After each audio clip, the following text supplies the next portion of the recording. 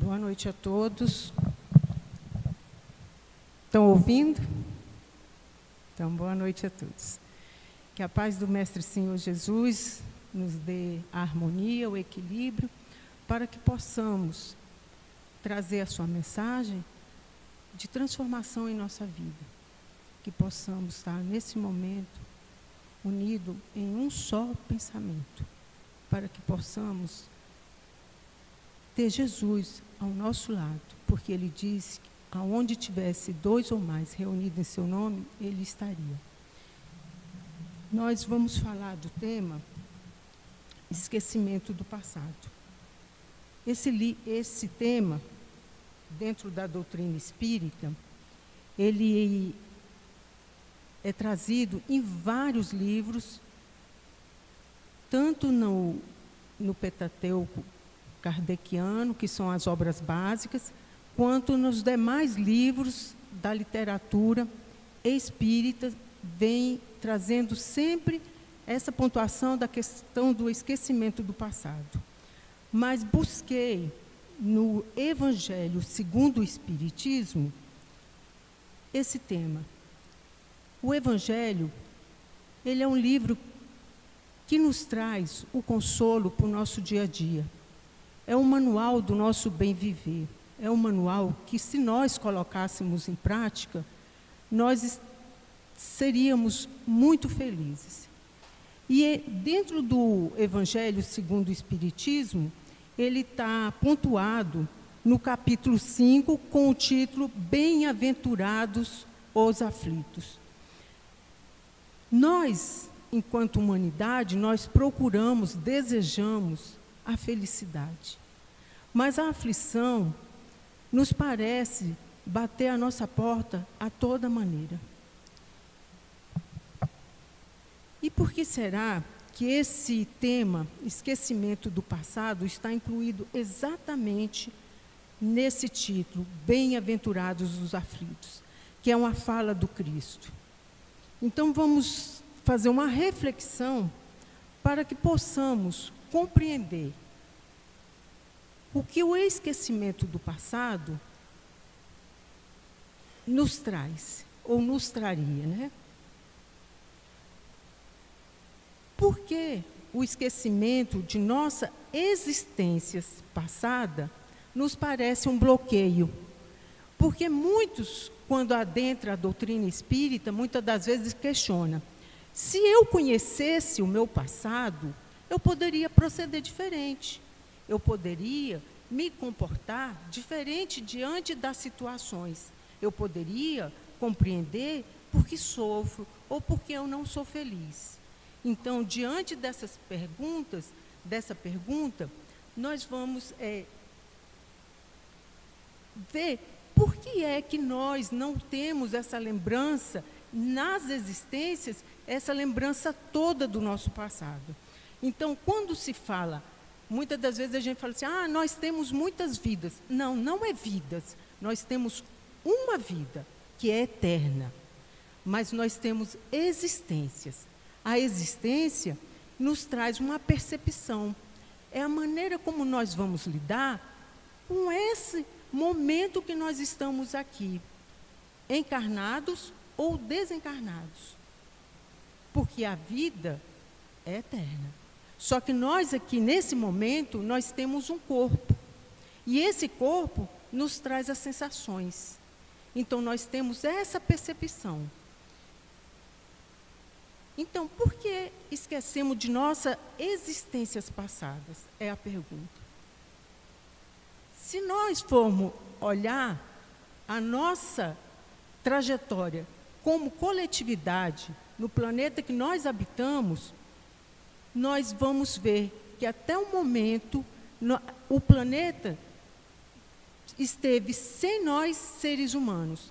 Tinha a natureza, tinha os animais, mas quando o planeta Terra teve já a capacidade de nos receber como seres humanos, seres que pensam, seres que raciocinam, nós fomos integrados a esse planeta.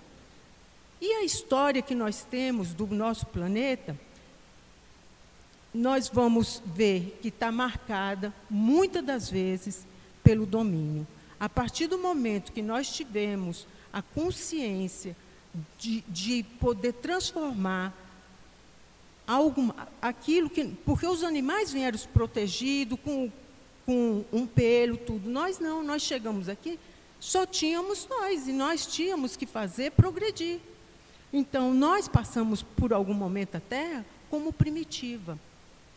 Dentro desse primitivismo, nós praticamos muito conflito, mas a Terra evoluiu, mas continuamos ainda em conflito. E nós, dentro da divisão que o Allan Kardec nos traz sobre a questão do nosso planeta, nós estamos no mundo de expiação e provas. Expiação e provas ainda é um mundo que ainda tem dor e sofrimento.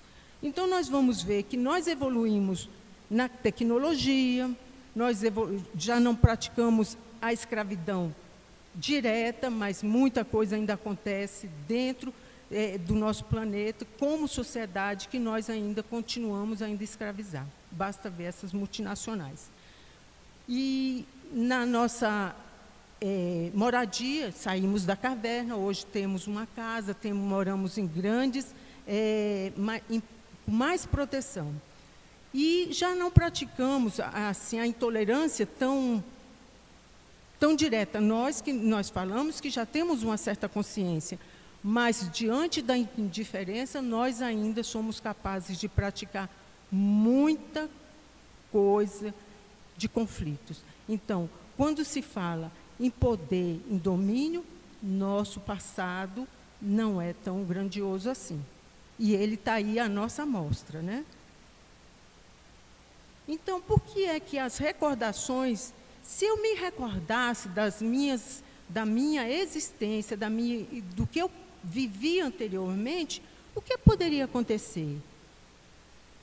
Poderia se criar obstáculos ao nosso equilíbrio e progresso. Se eu soubesse que tinha sido uma pessoa que matou muita gente numa guerra, qual seria meu comportamento? Como eu me posicionaria com a minha consciência? Então, poderia muito bem nos causar o desequilíbrio. E o nosso progresso, que é o objetivo de estarmos aqui nesse planeta, ficaria prejudicado. Então, quando Deus nos coíbe de uma lembrança de um passado, de uma existência, ou da nossa vida anterior, até aqui, Ele achou por bem, porque nós não vamos ter capacidade de superar essas lembranças. E poderia nos causar a humilhação. Poderia também nos exaltar o nosso orgulho. Muitas das vezes, nos livros de Chico, é relatado casos. E tem um caso que chega uma senhora para ele e fala assim: Chico, você sabia que eu já fui em outra vida rainha, e eu tinha muito servos, isso e aquilo. Aí o Chico vira para ela: minha irmã, porque as lavadeiras já estão mais à frente, já estão em mundos superiores. Então, a gente vê que muitas das vezes, quando a gente quer lembrar de um passado, a gente quer lembrar daquilo que nos causa orgulho. Não, na verdade, que a gente queira saber daquilo que a gente praticou realmente. Então, muitas das vezes se fala assim: fulano foi um nobre, fulano foi isso, fulano foi aquilo. Será que isso vai nos enaltecer mesmo, ou estamos só escondendo o que realmente estamos nessa fala, da questão do orgulho e da vaidade? Então, poderia também a recordação entravar o nosso livre-arbítrio. Ou seja, eu deixaria de ser eu mesma. Se eu soubesse que eu já tinha uma dificuldade, e eu estou aqui no planeta de expiação e prova, muitas das vezes nós somos chamados a fazer uma escolha, uma alternativa. E nós, muitas das vezes, se soubéssemos do nosso passado, nós não daríamos a resposta verdadeira. E poderia também perturbar as relações sociais. As relações sociais é um caso de aprimoramento para a nossa evolução. Nenhum de nós aqui chegou se não foi por uma relação social. Então, o espírito vai renascer numa família. Seja na nossa atualidade, na atualidade que nós vivemos, das famílias disfuncionais, né? Que tem pai, tem mãe, às vezes não tem pai, não tem mãe, às vezes tem 2 pais, tem 2 mães, mas é uma família, é uma relação social que hoje nos apresenta e que nos apresenta como diferente. E nós temos que ter também o cuidado de quando pontuar esse tipo de relacionamento. Da onde nós estamos falando? Se nós somos espíritas, nós temos que saber que tudo opera para o progresso. Se está existindo esse tipo de relacionamento, que nós ainda não compreendemos, que possamos compreender que é um problema nosso, que a sociedade está aí na frente, que muita coisa já melhorou, e que moralmente a gente está tendo dificuldade. Mas nós estamos em progresso. Quando se pergunta se a Terra evoluiu, nós vamos falar que sim. E nós estamos aqui para fazer essa evolução. Então, em família, o espírito vai renascer frequentemente no mesmo meio que viveu. Encontra as mesmas pessoas.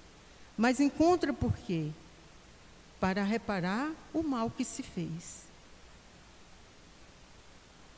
Então, ao nascer, vamos trazer o que nós adquirimos como virtude e vício. Ou seja, ninguém chega nesse planeta sem uma história.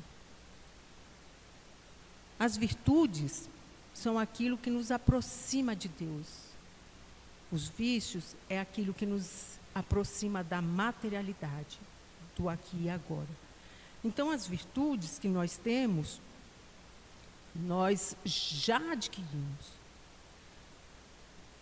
E trazemos nessa bagagem as nossas lembranças, de alguma maneira. O que nós somos já é um patrimônio adquirido. Nós muitas das vezes, nós podemos não progredir, mas podemos ficar estacionados, mas regredir não. Então, aquilo que já temos como bagagem, como virtude, esse patrimônio é nosso. E os vícios, nós estamos tendo a oportunidade de nos melhorar. Então, cada existência é um novo ponto de partida. Então, aqui, trazendo o Evangelho para a nossa vida, para o nosso momento, nós vamos ver o quão é importante a educação. O quão é importante para nós que temos filhos, para nós que temos, de alguma maneira, um contato com uma criança, a gente educá-los. Cabe aos pais o exemplo, porque é dado aos pais ou àquele que cuida o período da infância. O período da infância é tipo um apagamento de tudo que é um apagamento das memórias que aquela criança, que aquele ser traz para essa experiência terrena. Ou seja, temos pelo menos 7 anos para que a gente modifique aqueles comportamentos inadequados da criança e pontue as virtudes que ele já traz. E hoje a gente vê uma sociedade onde que as crianças é que estão tomando conta dos pais. Eles que estão determinando regras, eles que estão fazendo e acontecendo. Eu não estou falando aqui que não se deva ouvir uma criança, sim, deve, mas a gente tem que ser sempre a última palavra, para ver, porque muitas das coisas a criança quer quer, mas eles não sabem aonde vai dar. E nós, como pai, como adulto, como pessoa que já tem uma vivência, nós temos que procurar saber aonde vai chegar isso. A questão da exposição da tecnologia. A tecnologia é importante, sim, mas deixar uma criança solta naquele mundo ali de uma tecnologia, não se sabe onde vai chegar. O mundo ainda não é de pureza. Como vimos no início, ainda temos muita coisa a melhorar moralmente. Então, fica lá exposto muita coisa que a criança ainda não poderia ter acesso. E aí vai despertando certos temas que não era adequado ainda para aquela criança. Não que os pais não devem conversar sobre a questão de sexo, de sexualidade, não. Mas é uma questão que, aos poucos, a criança tem que ter essa proteção. E não essa exposição que a gente vê na televisão, essa exposição que a gente vê na tecnologia, nos desenhos. Até os desenhos a gente tem que verificar o que é que está sendo passado ali. Porque se passa uma imagem, se passa uma fala. E aí? A criança, quando está aqui, ela não chega sem nenhuma experiência. Ela tem uma experiência. E se, de repente, ela passa por uma situação dentro que ela vê, sente ou ouve, e desperta um processo que pode levar a um trauma. Então, nós temos que ter esse cuidado. Como espírita, a gente chama aos pais que tragam as crianças para a evangelização. Faça o evangelho no lar, fale de Deus para ela, mas de uma maneira agradável, de uma maneira que não seja cansativo, porque muitas das vezes a gente, nessa proteção, a gente quer impor de uma maneira muito dura, e aí as crianças falam assim, nossa, se é desse jeito eu não vou. Aí quando chega na adolescência, eles vão embora e não voltam. E não volta, não é para uma casa espírita, não volta para a religião. Porque toda religião, de alguma maneira, eles querem que nós nos modifiquemos no nosso comportamento. E hoje a internet nos mostra que nós estamos falando a mesma língua.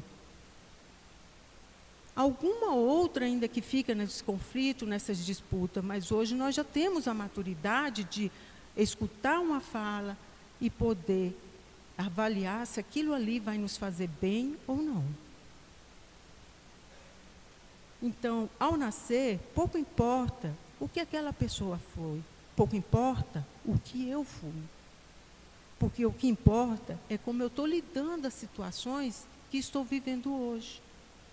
Estou vivendo hoje na minha família, no meu trabalho. O que importa é isso. Se nós vamos buscar as lembranças do passado, muitas das vezes nós vamos encontrar as dificuldades, que é o reconhecimento do ódio. Porque muitas das vezes na família chegam como filho, ou como marido, ou como sogra, ou como outra pessoa qualquer, mas principalmente como filho, aqueles que nós, de alguma maneira, tivemos conflito. Ou porque fomos o algoz, ou porque fomos a vítima. Então, essa lembrança do passado nos traria a humilhação diante daquele que a gente tivesse ofendido. Então, por proteção, Deus nos tira aquilo que poderia nos prejudicar.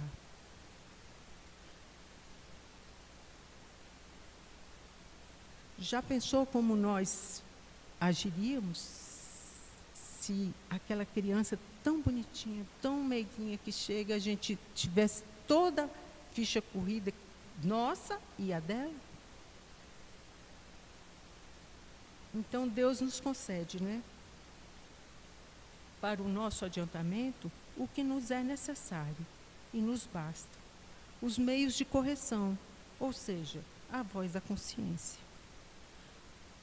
Quantas vezes nós estamos trilhando um caminho que nós acreditamos em algum momento que é o certo, que é o correto, que vai nos fazer bem, que vai fazer bem ao outro, mas alguma coisa, em algum momento, fala, não é por aí. E parece que fica martelando na nossa cabeça. E muitas das vezes nós fazemos que não escutamos. E aí tomamos as atitudes equivocadas. Aqui, quando se fala em atitudes equivocadas, a gente tem que se afastar da questão da culpa. Porque a culpa não vai nos melhorar em nada. Nada. Mas a gente pode falar em reparação. Porque a reparação vai falar assim, olha, eu cometi aquele equívoco, sim, mas eu quero melhorar. Eu posso melhorar. E eu não preciso esperar que a dor venha. Eu não preciso esperar que as lamentações cheguem. A partir do momento que minha consciência já me sinaliza, eu posso fazer o caminho de volta. Então, Deus nos concede também as nossas tendências instintivas, da gente pegar e ver qual é o nosso comportamento diante das coisas. Se está sendo para o bem, se está sendo para o mal, e aí nós vamos nos policiando, vamos nos fazendo uma reflexão para que possamos melhorar o nosso comportamento, a nossa atitude. Então, é possível saber em quais pontos falhamos em outra existência? Será que é possível a gente saber? Então, bora lá. A resposta é sim. Apesar de esquecermos os fatos, as nossas más tendências indicam o tipo de fraqueza moral que nos induziu à queda. Então, cabe a nós a autoobservação. Ou seja, cada um de nós sabe aonde nós podemos melhorar. Não é eu apontar o equívoco do outro. Não, cada um sabe. E muitas das vezes, na nossa própria vivência aqui, se a gente vai olhar para o nosso adolescente, quando nós fomos adolescentes, a gente vai ver que praticamos coisas que não foi muito agradável. E não nos cabe ficar lembrando como é culpando em si, mas a observação para a reforma íntima. É o que tanto a doutrina espírita nos traz, para que nós nos vigiemos, e a recomendação do Cristo, orai e vigiai, orai e vigiai. Porque é naqueles momentos que a gente dá um cochilo, é que a gente pratica, muitas das vezes, aquilo que nos leva à derrocada moral. Então, é o comportamento que eu tenho para com o outro, é o comportamento que eu tenho para comigo mesmo. O que é que eu estou fazendo para manter o meu corpo equilibrado? O que é que eu estou lendo para manter minha mente equilibrada? Porque esse corpo aqui, nós precisamos dele para estar aqui, para estar experienciando, vivendo este momento. Então, cabe a nós cuidar do corpo e da mente. O esquecimento do passado não é permanente. Nós, de alguma maneira, nós podemos ter acesso a esse passado. E como é que nós vamos ter essa lembrança? As lembranças retornam pela morte, quando o espírito se libera do corpo pelo desencarne. Quando há o desencarne, eu volto para o plano espiritual. Dependendo como eu saio daqui do plano material, se eu estou com a minha mente perturbada, em desequilíbrio, eu vou chegar ao mundo espiritual também em desequilíbrio. O livro que vai ser sorteado hoje, O Nosso Lar, fala da vida de André Luiz, o quanto que ele sofreu quando houve o desencarne dele, até ele tomar consciência aonde ele estava e por que ele estava naquele local. Então, pela morte, nós vamos retornar toda aquela consciência que nós temos, a nossa bagagem se junta lá. E se junta para que nós possamos progredir, porque lá também nós vamos estudar, nós vamos ter relacionamentos, e vamos progredir e vamos pedir novamente para que possamos voltar para cá e dar continuidade ao nosso aprendizado. Mas também as lembranças retornam durante o nosso sono. Quando nós dormimos, nós vamos ter a alma consegue ter uma certa liberdade. Ou seja, nós podemos voltar ao plano espiritual. Toda vez que nós dormimos, nós temos essa liberdade. E muitas das vezes a gente está em conflito, a gente está com dificuldade, e muitas das vezes nós somos atendidos lá e somos direcionados para o caminho do bem. E essa lembrança que retorna, muitas das vezes retorna como um sonho.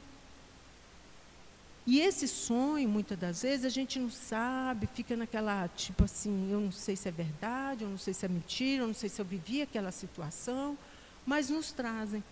Tanto é que a psicologia, pela teoria de Freud, ele fala exatamente da questão dos sonhos, aonde muitas questões que nós se tinha como trauma na época, foi tratada pela essa questão de trabalhar os sonhos. Então, nós temos esse acesso. Muitas das vezes a gente tem um sonho que realmente busca alguma coisa do passado para nos auxiliar, mas outras das vezes é um sonho, às vezes é a agitação do nosso dia a dia. Então, a gente possamos prestar atenção no nosso sonho, nas nossas intuições que a gente tem, antes de dormir, pedir para ter um bom sono, ser encaminhado, ser amparado, para que seja levado para os locais de aprendizado. Porque quando nós dormimos, quem dorme é o corpo, que precisa de descanso. O espírito não. O espírito vai para onde a gente nos assemelha. Aqui, o cientista tem o Ian Stevenson, ele trouxe 20 casos de reencarnações, que ele traz histórias de crianças que relataram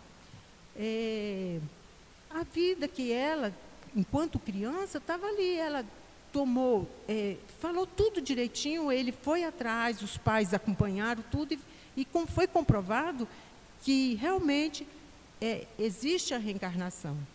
E também temos o outro, Hernanes Guimarães Andrade, ele é brasileiro, eu acho que é do Rio de Janeiro. Ele era engenheiro, ele também fez essa pesquisa sobre a questão de reencarnação no Brasil. E ele traz casos muito interessantes, onde fala que tinha um rapaz que não conseguia, assim, ele sentia calor demais, ele queria só ficar sem camisa, não sei o quê, e isso estava causando muito constrangimento. Aí dele foi feito um trabalho, ele parece que teve uma lembrança, e ele viveu na Europa, onde era muito frio, e aqui ele não conseguia viver no calor, de se ambientar. Então, também temos o Brian Weiss, que ele fala muitas vidas e muito mestre. Ele também traz para nós relatos de pessoas, de crianças que têm a memória sobre a existência dela passada. Mas devemos buscar, por curiosidade, o que fomos no passado? Tem muita gente que acredita que tomar ciência do passado vai trazer algum benefício.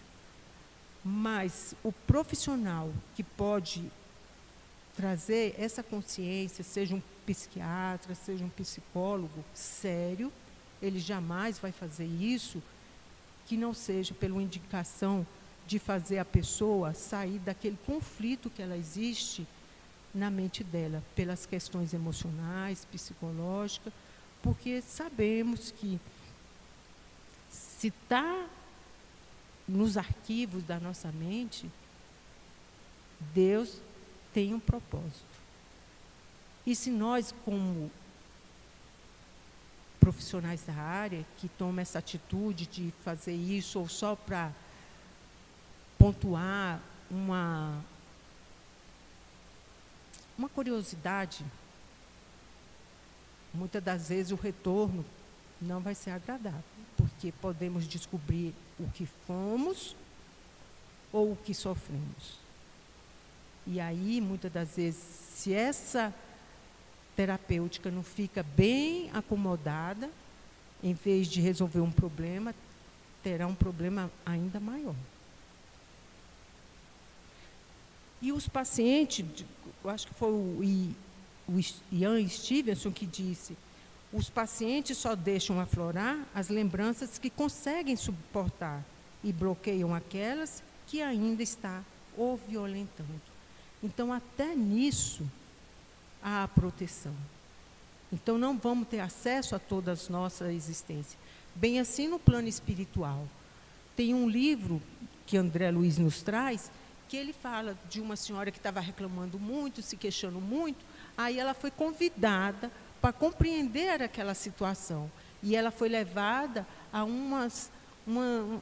acho que eu não tenho a certeza do número de existência, mas vamos supor que tenha sido umas 30 existências que ela conseguiu chegar.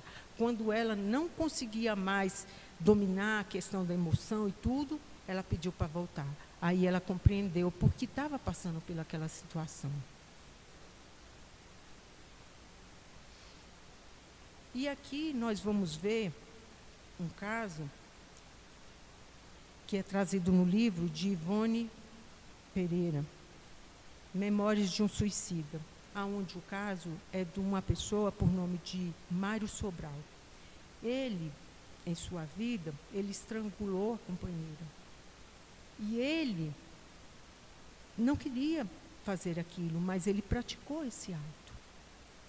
E isso marcou profundamente o seu psiquismo. Ele ficou marcado aquilo lá. Tudo que nós fazemos fica no registro, na nossa memória. E isso ficou marcado no psiquismo dele. Aquela cena, toda vez que ele via as mãos dele, ele lembrava daquela cena, aquele crime que ele praticou. E isso, as mãos dele passam a ser gatilho. Ao invés dele fazer um retorno, uma reflexão, por que foi que ele praticou aquele ato? Não, ele joga para as mãos dele aquela toda carga emocional, como se fossem as mãos que tivesse praticado, e não ele. Mas isso faz sofrer e começa a impedir essa questão. Ele não sabe lidar com essa questão. E ele começa, desde então, a deformar o seu perispírito e comete o suicídio. Chegando no plano espiritual, ele já ele desejou não ter mais as mãos, mas ele tem a oportunidade de voltar e reencarna. E ele renasce sem as mãos. Ao renascer sem as mãos, ele começa a desejar ter as mãos de novo. Ele tem o esquecimento do passado. Então, se ele se lembrasse dessa situação, do que ele tinha feito na existência anterior, que benefício ele teria? Ele está sem as mãos. E já pensou? Ele só teria mais culpa e peso na consciência. Seria só constrangimento. E o progresso que nós temos enquanto estamos aqui, com esse corpo. E ele, então, começa a desejar ter uma mão. Ele tem dificuldade? Tem. Ele tem conflito? Tem. Mas ele deseja as mãos dele. Ele deseja refazer aquilo da onde ele parou. Se ele se lembra do fato, não, talvez não se lembre, mas ele sabe que tem aquela dificuldade no corpo. E muitas das vezes, quando nós temos uma dificuldade no corpo, nós reclamamos, nos queixamos, às vezes viramos para uma criança e falamos, coitadinho. Gente, o olhar de coitadinho é muito duro, é muito duro. Então, até olhar para uma pessoa que tem uma deformidade, olhemos ela como um ser humano, como um espírito, porque ela está aqui em educação e em aprendizado. Que nós não sejamos um empecilho desse aprendizado. Facilitemos a vida dessa pessoa, não com julgamento, porque julgamento indica culpa. E quem somos nós para culpar alguém, para a gente apontar o dedo para alguém? Então, o esquecimento do passado, diante dos nossos sofrimentos e aflições, quando a gente adentra a doutrina espírita, a gente consegue avaliar muitas questões e olhar de uma maneira diferente. Em vez da gente se queixar, nós agradecemos aquele que nos é companheiro, agradecemos aqueles com quem a gente convive, mesmo que nos afronte, mesmo que não concorde com nossas opiniões, mas cabe a nós que já estamos estudando, que tem esse conhecimento, mesmo um pouquinho que seja, a gente já pode se portar diferente. Então, nós temos toda a doutrina espírita, temos a literatura espírita aí que é bem vasta, mas que possamos estudar para compreender porque sofremos, para que possamos não nos afligir com as dificuldades. E essa casa nos oferece a oportunidade dessa reforma, de procurar entender pela educação, pela compreensão, não de apontar dedo para ninguém. E nós temos as reuniões públicas aqui todos os dias, a partir das 19h45. A quarta-feira nós temos uma reunião às 9 horas. E temos na quarta-feira o atendimento fraterno, às 19h15. O que é o atendimento fraterno? Muitas das vezes eu estou com conflitos. Muitas das vezes eu não compreendo aquilo que acontece comigo, às vezes eu fico escutando alguma coisa, às vezes eu quero fazer alguma coisa e não sou impedida, às vezes eu estou vendo alguma coisa, e muitas das vezes a gente precisa do esclarecimento. E muitas das vezes a gente não tem dificuldade nenhuma no corpo, já foi no médico, tudo, mas a gente apresenta alguma dificuldade. Então, venha para casa aqui, converse, procure por esse caminho entender essa sua situação. Vai haver cura? Depende. Depende do nosso proceder. Mas milagre aqui a gente sabe que não tem. Mas exige um esforço. O esforço da nossa transformação. E a partir do momento que eu me transformo, eu transformo aqueles que estão em minha volta. Então, nós temos essa oportunidade aí do atendimento fraterno nas quartas-feiras. Temos o estudo no sábado. Temos a evangelização a partir das 14h30 e temos o estudo para os adultos das 19 às 20h30. E também temos uma palestra também nos sábados, às 14 horas, né? Às 14 horas. E agora também nós temos a questão do trabalho. O trabalho também nos faz modificar. Temos o trabalho da sopa, que acontece aqui também no sábado. Começa de manhã, quem pode vir de manhã, dedica um pouquinho de manhã ou dedica um pouquinho à tarde, mas temos essa oportunidade. E temos o Lar Maria de Madalena, que também a gente pode contribuir lá para o nosso aprimoramento. Muitas das vezes a gente chega e fala assim, eu vou lá ajudar fulano de tal, eu vou ajudar lá no lar, eu vou fazer uma caridade lá no lar, ajudar os idosos. Quando a gente chega lá, é muito longe, nós é que somos ajudados. Aí nós vamos ver o quanto nós precisamos do outro, do auxílio, de se colocar um ouvido para escutar uma história. E por aí vai. Oportunidade de transformação nós temos.